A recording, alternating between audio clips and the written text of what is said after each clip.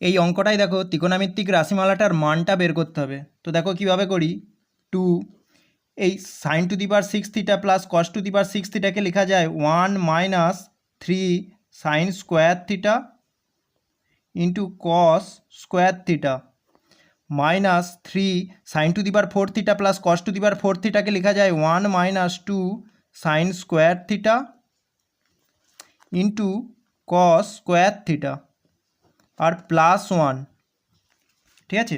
তো এইটা হয়ে যাচ্ছে কত না 2 minus 6 sign square theta into cos square theta minus এটা 3 প্লাস 6 এটা হবে sign square theta into cos square theta plus 1।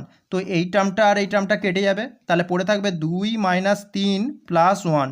তো এইটা হচ্ছে -1 প্লাস 1, এরা পরস্পর কেটে অ্যান্সার আসবে 0।